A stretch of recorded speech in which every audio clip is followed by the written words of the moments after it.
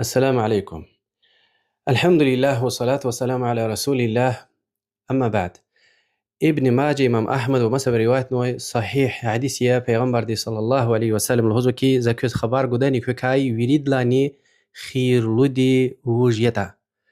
اون لحیل پیغمبر دی الهزو کی علیه الصلاة والسلام أبور آنك ساريا كز هبر كل الله رك القدي بر إذا رؤوا ذكر الله، يعني صالح إنسان وينلا أكورلا الله رك القدا ويا كده يعزيز وسإختلتيز وإيمان خك جزو الله تلاديز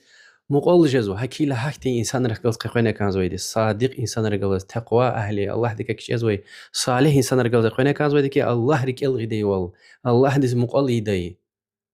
این حدیث معنی عالم را الحضور وال هیکیه هم وز بدعت هلیری اکوده کی صوفیری همری پیغمبر دی علیه الصلاة والسلام قتی قدغا اونوی لعنت اونوی چپیم بدع شرک دیست خوزوی رقیر تی قومپتال نوح پیغمبر دی دیور دی علیه السلام شیطان دی لحی گفار تکرارنا صالح انسان ری قاقان كنبيتار قبيار بنايار كنكارلي صرار مسكين رجل قرنا حديث ها ردل كيلزوا يعني ما شرو معنا جزوها الله ديكا كتشتخنا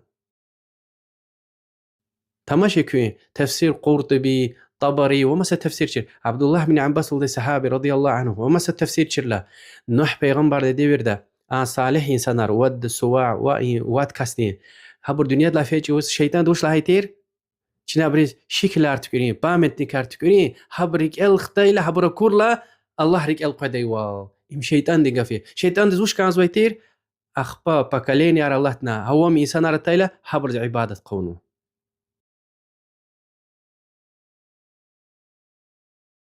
ايش الله تلدي اولياء يار ابرز رحمتك الزويدي حبر رقافز بيدي چون حبر يكتبارك الزويدي حبرز رحمتك الزويدي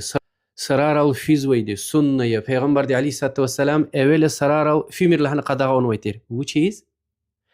يعني صحابي رز علم وشير جاهلي دهان شير كفر ديس فين توري لهنا هذا كيشكنو وبش سرارال في مر لهنو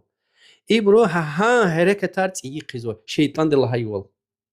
أخبا پیغمبر دي عليه الصلاة والسلام صحابي رين فوندامت محكم خنا علم خنا يعني سروز عبادتي داش سروا كان داش سروز دعائي داش جير خيلا أخبال هنك سرار الوجه هذا كوز أخيرة تريك الغزول هنا سرار الفيلة إذا مقصد وجهها أخيرة تريك الغزول إذا كنا برد رحمتك الغزول الله دواي